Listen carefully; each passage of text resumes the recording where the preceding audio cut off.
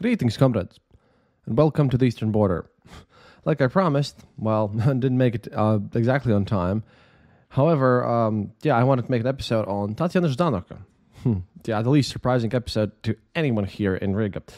Now, before I move on to explain who she is and what she's been doing and everything, but she's already raging out, putting stuff on YouTube, but everyone knew she was wildly connected to the Russian government and all that stuff. It's an interesting story, and if you haven't heard of it, well, hope that you'll enjoy this episode. Also, please, and this time I'll put it in the beginning because I usually say it at the end, it's just that, please consider supporting the show on Patreon. I know times are tough, but currently I'm trying to get married, and Patreon's gone down a bit, and I'm trying to figure out how can I, get my medical stuff fixed as well. So if you can, please consider becoming a Patreon on patreon.com/easternborder. And if you listen to this on the app, Acast might tell you to just go to Acast/easternborder. You can click a donate button there, or you can just go to theeasternborder.lv and click the donate button there until we get the shop up, because that again is a bit more difficult than I had thought before. But I usually say these things at the end. Just wanted to maybe mention them in the beginning. I really hate monetizing and all that nonsense. But the subject today is Tatiana Zdanoka. You know what? If Ayo Benes had his own episode some years ago, he just tried high time to finally give a proper episode to one of the traitors of our own country, of Latvia. See, what happened was that Delphi Estonia, Latvia's Rebaltica, Sweden's Expressen, and The Insider, disclosed that Tatiana Zdanoka, an MEP in Strasbourg of European Parliament, had been working on behalf of the FSB's Fifth Service, reporting to two different handlers from at least 2004 to 2017. Leaked emails between Zdanoka and her two known Russian case officers include explicit, detailed reports from Zdanoka to her handlers describing her work as a European legislator, particularly as those official duties relate to fostering pro-Kremlin sentiment in her native Baltic region. Other correspondence involves arranging physical meetings in Moscow or in Brussels between Zdanoka and her Russian handler, along with requests for funding from Russian sources to underwrite her political activities in Latvia and the European Parliament. At least once, she requested money for organizing a rally to commemorate the Red Army's victory in World War II. In an emailed response to The Insider, Zdanoka had stated that quote, "I cannot consider this text to be questions put to me because it is based on information that you supposedly have, which by definition you should not have." Which, it's very weird. Her political organization, Latvia's Russian Party, also claims that it's all fake and everything like that. It's utter nonsense, of course, because, hard evidence is hard evidence. The Insider had confirmed that Zdanoka's two documented handlers have been officers of the Russian Federal Security Service, the successor of the KGB. According to the emails, her first case officer was a veteran FSB cadre from St. Petersburg Central Directorate, Dmitry Glady, 74, who ran Zdanoka from approximately 2004 to 2013. After 2013, Zdanoka was in regular contact with Sergei Beltyukov, an FSB operative since 1993. Zdanoka told The Insider she has met thousands of people and cannot remember anyone named Beltyukov, which may be because he communicated with her using the cover name Sergei Krasin. The Insider followed up by asking if Zdanoka could confirm anyone by that name or meeting him in person. She did not respond in time for the study. Zdanoka did, however, confirm knowing Glady for decades, having met, quote, in the early 1970s at a tourist base in North Caucasus where they were learning to ski. However, she denied having any knowledge that Glady is a Russian spy. Quote, "I can testify that the only people with whom I have sat at the same table and with certain knowledge that they are or were Russian FSB officers are Vladimir Putin and Sergei Narishkin," Zdanoka said. Narishkin is the current director of SVR, Russia's Foreign Intelligence Service, the successor of the KGB's first chief directorate. Alice Bah Kuhn, an MEP from Sweden's Green Party and the former Minister of Culture and Democracy in Stockholm, is vice president of the Greens and European Free Alliance, to which Zdanoka belonged until April 2022. Kuhnke, I think I really don't know how to pronounce Swedish surnames, said news of Zdanoka's espionage struck her as terrible but unsurprising. After all, we both receive ongoing reports in the European Parliament as parliamentarians. And I know, since I was a minister in the government of Sweden, about how Russia and Putin's agents work, and they have networks everywhere.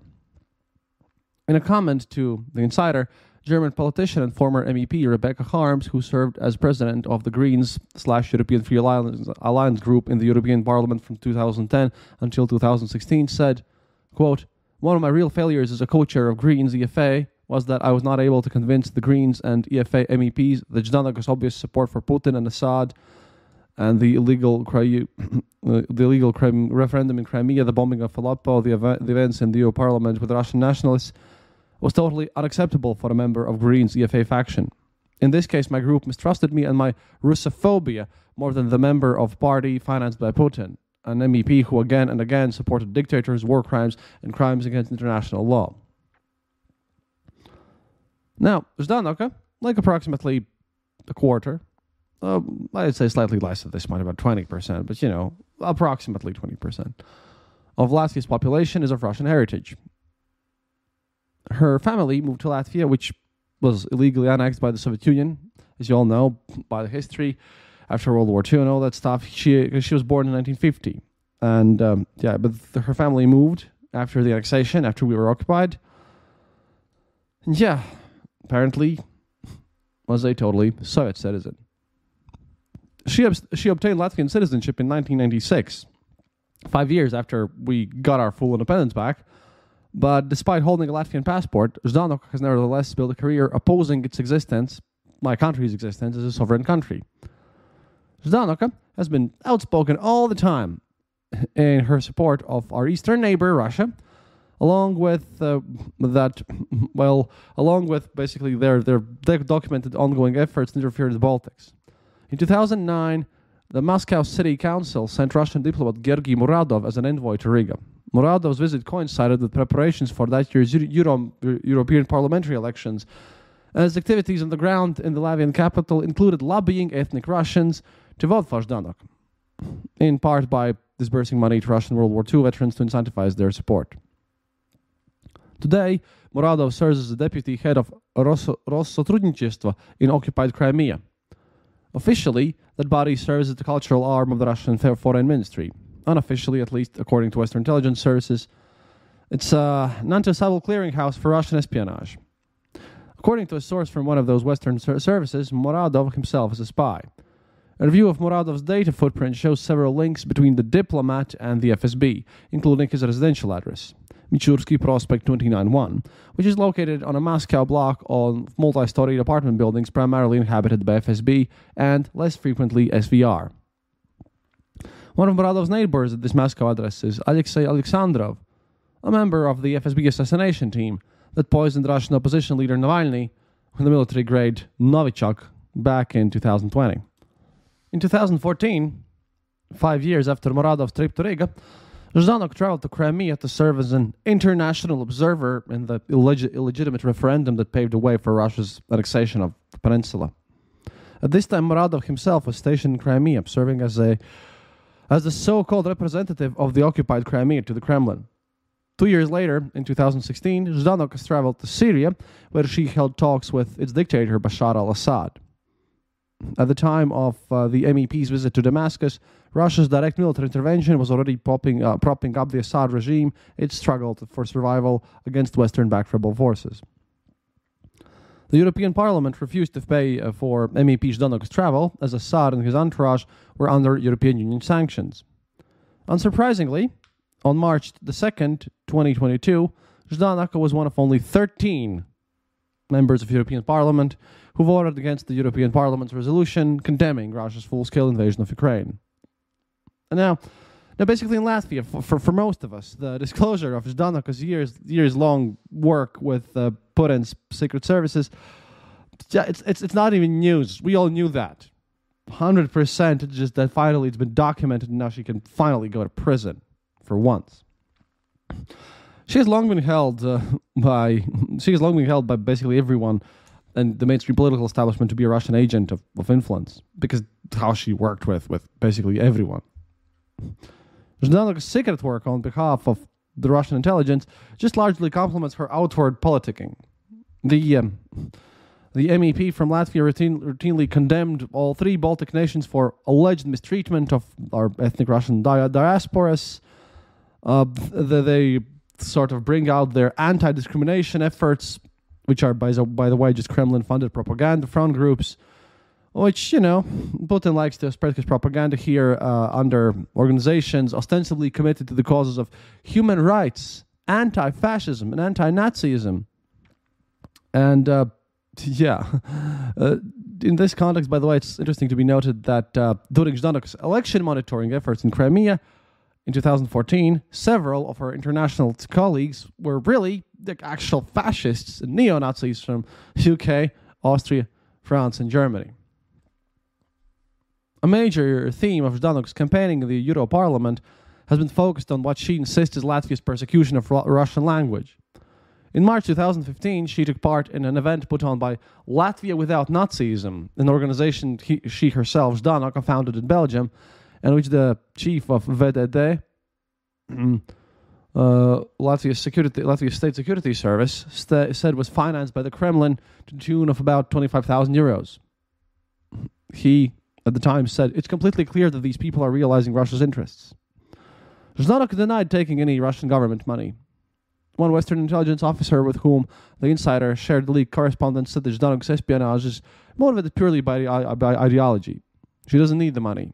She has enough of it incoming from the European Parliament. She's spending her own money to fund her party's activities. But the emails say otherwise. Zdanoka's first case officer was Dmitry Gladyi, a 74, a veteran FSB cadre from St. Petersburg. For decades, his public-facing role has been as one of Russia's representatives to various election monitoring organizations. His most recent role is that of the chairman of the International Institute for Monitoring the Development of Democracy. The institute was formed by the Interparliamentary Assembly for the Commonwealth of Independent States in 2006, with the declared purpose to facilitate the exchange of information, generalization of best practices in the development of democracy and parliamentarism, and observance of citizens' electoral rights.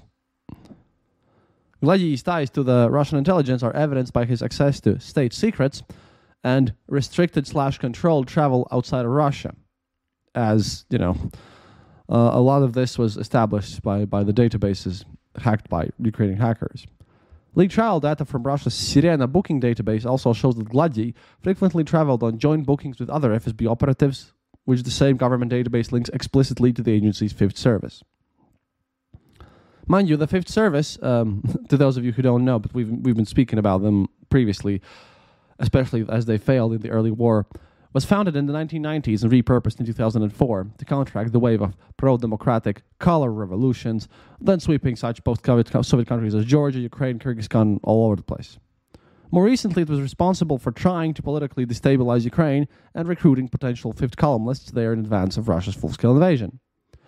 The destabilization operation originated through a series of visits to Kiev by these Fifth Service members, including its chief, General Sergei Beseda, during the Maidan uprising in early 2014.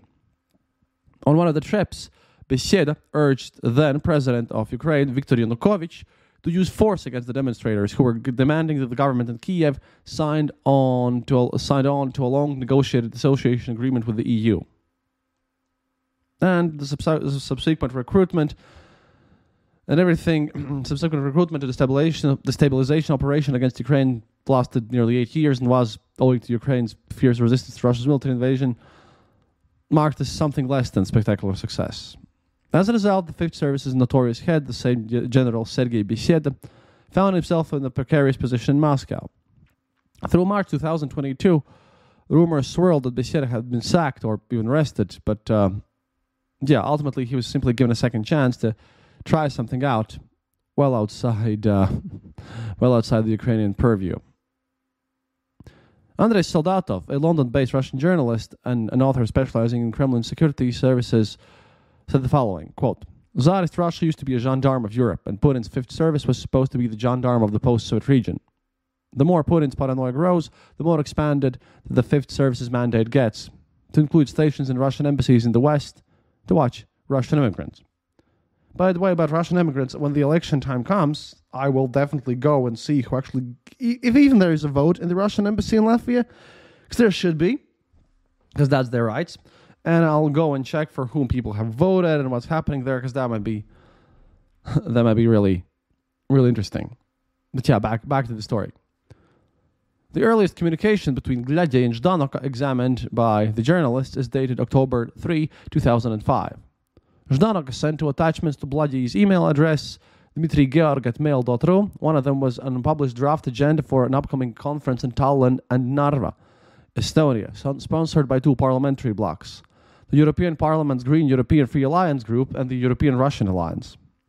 The second was a draft press release about the conference, an event purportedly organized to discuss, in the words of Zdanoka, the experience of Russian politicians' participation in municipal governments with the experience of collaboration between NGOs and local government institutions. Within the EU today, there are up to 6 million people for whom Russian is the native language, end quote. Suspicions surrounding the true allegiances of European-Russian alliance, of which Zdanoka is a member, are not new. As far back as 2005, Estonia's Internal Security Service, known by its native acronym KAPO, stated in the body of its publicly disseminated report that the NGO was little more than an FSB front, and that its founding had been prepared in St. Petersburg and reported directly to the Director General of FSB as a triumph. KAPO was not the only intelligence service to make the connection between the European-Russian alliance and Russian espionage services. It was designated as a vehicle for indoctrination and to establish meetings between bosses from Russia, residentures, Russian spy stations that is, in Brussels, and compatriots. The best part is, the FSB managed to run their operations with European taxpayer money. MEPs, members of Europarliament such as Zdanoka, were financed by her parliament factions, in this case Greens and European Russia Alliance. Well, she of course denies all that stuff about Gladye and all this nonsense, because she has to cover her butt somehow. I have no clue how she's gonna do that, after all this mess. But we'll get to it later on if she decides to try to explain her to the Latvian press. On October the 3rd, 2006, Gladye wrote to Zdanoka, I'm arriving at Midi on Wednesday at 12:40, returning at 17:30, with Midi referring to Brussels South train station that connects to Brussels airport. Zdanoka replied, very good, I will come to Midi. Let's meet on the platform by the train. If we miss one another, let's meet at the main entrance of the station. In August 2007, the agent and the handler struggled to find a place to meet. Gladye was occupied with travel to Kazakhstan and Belarus, where he was posing as an election monitor, and Zdanoka was on her way to China. They eventually agreed to meet in Moscow, where Zdanoka had a layover of a few hours on her return from Asia. Emails show that the meeting took place on September the 1st, 2007. After speaking with Gladye face-to-face, Zdanoka traveled by train from Moscow to Riga, then onwards to Strasbourg, France, the official seat of the Europarliament. While it appears that Zdanoka and Gladye reserved the more sensitive parts of their communication for in-person meetings, they were not always possible to arrange, and Zdanoka occasionally sent detailed discussion points along with requests for Gladye's input or assistance to her FSB case officer. For instance, on September 8th, 2007, a week after their meeting in Moscow, Zdanoka wrote Gladye a lengthy email in Russian with the subject line "Отчет" or report. She began by apologizing that she could not send the promised information from Strasbourg, and then went on to provide an account on what tasks had been satisfied since June. She'd been a bit busy. In addition to traveling to Russian-controlled Crimea, Zdanoka organized a public hearing on June 26th at the Europarliament. The topic was the Estonian authorities' response to violent protests in Tallinn following the relocation of a Soviet-era World War II monument from a busy central intersection to a nearby veterans cemetery. The so-called Bronze Soldier affair of April 2007, which had coincided with the series of cyber attacks on Estonia that were subsequently found to have emanated from Russia. Zdanoka reported to Gladly that his surname written in English just sounds a bit weird to my ears. That the hearing had received coverage in Russia, Estonia, and Latvia, partly thanks to the efforts of her intern Ivan Yagashev, who reported on the story for Russian language newspapers published in Latvia. Zdanoka also set up a 3-day training camp for quote-unquote anti-fascist Latvian-Estonian pro-Russian organizations, including the Estonia-based Night Watch movement, which was set up in the wake of the removal of the Bronze Soldier. As the head of the Bureau of Estonia's Kapo, Internal Security Service, reported, quote, Zdanoka's activities in Estonia are part of a Kremlin-coordinated divisive operation. We first mentioned the divisive activities associated with her in our annual review 20 years ago. The Baltics are treated as a single region by the Kremlin, using the same template to divide, often involving the same people and organizations. Zdanoka even launched a radio show called The Hour of the Russian School in Latvia, which warned Russians in the country of the possible problems of sending children from Russian families to Latvian language schools. She also noted that she was putting together a forthcoming exhibition in the European Parliament titled Russians in Latvia to promote the historical idea that ethnic Russians were the true indigenous population of Latvia, which is a total bullshit and nonsense. On April 9, 2010, Zdanoka sent Gladly a draft plan for promoting the celebration of Russia's Victory Day, a Russian national holiday commemorating the Soviet defeat of Nazi Germany in Latvia. This proposal included request for extra $6,000 to be added on top of the funding Zdanoka was set to obtain as official organizer in her capacity as an MEP. The cash was earmarked for various purposes. One was buying St. George ribbons, orange and black striped pennants, who have since become the kind of their symbol for this war. Another purpose was producing a documentary film about Latvian veteran trips to Austria and Belgium to take part in the 65th anniversary on the liberation of Vienna from the Third Reich. It's all nonsense. Gladly continued working with Zdanoka for at least 8 years, but in 2013, the MEP's protocol for corresponding with her handlers in Russia changed. On September 12th of 2013, Gladly forwarded Zdanoka's latest report, which Gladly received the day earlier, titled Speech and Resolutions, to a new burner email, ser2280@mail.ru. Gladly subsequently sent the MEP a virtual introduction to a man named Sergei Krasin, who used a similarly numbered burner email, serg0680@mail.ru, to communicate with Zdanoka. Zdanoka first communicated directly with Krasin on December 12th, directing all her future reports to him. He thus became her second case officer.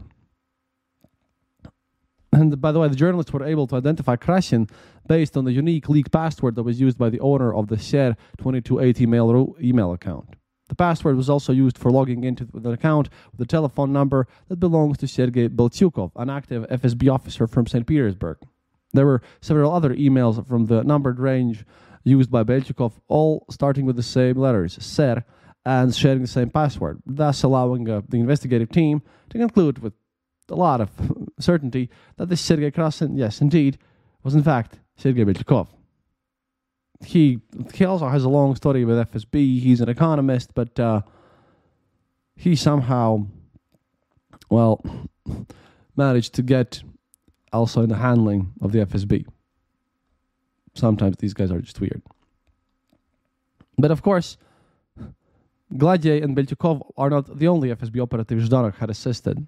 In September 2022, an Estonian court verdict named Artyom Kureyev, a Russian national, as an FSB officer who was running another Russian, Sergei Seredenko, a self-proclaimed human rights ombudsman of Estonia. Kureyev was one of the 7 suspected Russian handlers of Seredenko, who, like Zdanoka, was openly promoting narratives about the alleged persecution, and it is truly alleged, there is no persecution, of ethnic Russian and Russian speakers in the Baltic states. The Estonian verdict states that Zdanoka filed an application at the Belgian embassy in Moscow to obtain a Schengen visa for Kureyev's visit to the European Parliament from April 2 to 8, 2014, mere weeks after Russia's armed takeover of Crimea. Zdanoka, of course, explains this by claiming that Kureyev was, quote-unquote, was invited to participate in one of the several conferences that he organized at the European Parliament with the support of my political group. Kureyev, she added, was recommended to me as a lecturer at the Faculty of International Relations of St. Petersburg University by my intern who was studying there. Yeah, you know. Like I said, and absolutely no one was surprised over here in Latvia. Latvia's State Security Service, the country's our own domestic counterintelligence agency, has taken notice of Zdanoka's many entanglements with the St. Petersburg-based FSB. There wasn't a coincidence when on June 22, 2022, Latvia's parliament passed an amendment prohibiting pro-Kremlin-oriented persons and political organizations from running from office. Zdanoka, it was well reported, was the main, if not sole, inspiration for the revision. As such, she will not be on the list of candidates for the European parliamentary election this year, in 2024. This is not the first time Riga has attempted to prevent Zdanoka from seeking office.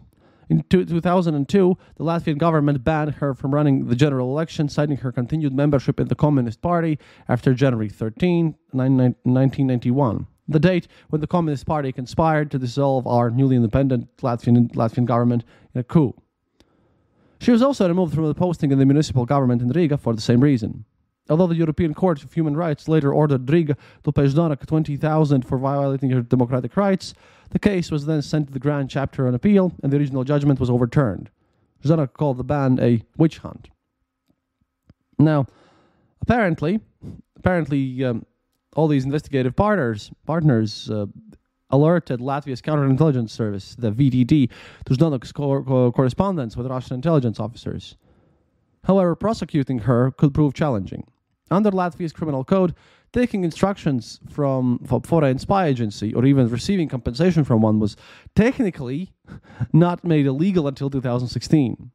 However, while Zdanoka may be able to evade any legal consequences for actions spanning the majority of her career as an agent of Moscow, there's an email proving that she continued to report to Beltikov, her second handler, after the changed law.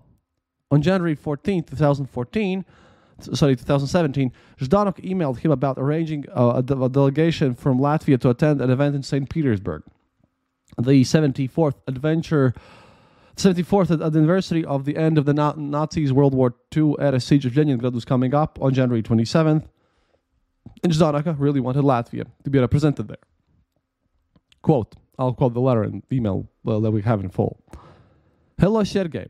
Congratulations on all the holidays that have occurred and will occur in January. I have a big request for you. Need your help in finding out whether it's possible for a group of 8 people from Latvia to join the foreign delegations that will be received in St. Petersburg on the anniversary on the lifting of the blockade. Traditionally, I covered travel costs of such groups, whilst the administration pays for accommodation and catering. I understand the timing is tight. We were not able to send the request on time due to a major break in the embassy's activities, which is not much in conjunction with holidays, but rather with the change of ambassador. In addition, I got sick and was not advised that the letter to the ambassador from the blockade survivors, whom I'm in charge of curating, failed to be delivered. Best wishes, Tatiana Zdanoka. The Russian verb kurirovat, to curate, conspicuously used by Zdanoka in the phrase, the blockade survivors whom I am in charge of curating, can be translated as supervising. However, in the parlance of the FSB, it's also the term used to mean run, as in running assets or sub-agents. I'm sure Zdanoka was spotting others who could have been of interest to the FSB. Dan Hoffman, a former CIA officer who was stationed in Moscow and Tallinn, commented, anyone she ever came into contact with within the European Parliament, it all went to the FSB. And I'm sure she was tasked to do it. Hoffman noted that the use of unencrypted communications mailed through email accounts in the case of both Gladier and Beltyukov indicated the cavalier attitude on the part of the Fifth Service. As to just how clandestine this agent-handler relationship was intended to be. Quote, the fact that the FSB didn't hide their interaction with her, that was open to be exposed, such as you've done now, he spoke to the journalists. I guess they didn't care because the people they're trying to influence are favorably disposed toward Russia anyway. And they're fine for this to be discovered because now they'll say she's being victimized by an anti-democratic Latvian government. But yeah, Zdanoka's fate here in Latvia is uncertain. So long as she's still sitting MEP, she has 5 months left in her final term, she retains parliamentary immunity from prosecution, including in Latvia. And currently, we have no idea whether or not Riga plans to open a criminal counterintelligence investigation into Zdanoka's activities based on documentary evidence. But I'm pretty sure that something will be done. Just saying I have a hunch, you know. These things happen. Sometimes you have to have a bit of a hunch to understand things, and let's just say I do this time. So yeah, this is a study of Tatiana Zdanoka and how no one in Riga was surprised one bit at all about anything she totally did or what happened. So that's about it for today. Please do consider supporting the show. We've been losing some patrons lately. It's my fault as well. We're going to have to figure stuff out. And more about the news and the front lines and everything. And as always, remember, happiness is mandatory.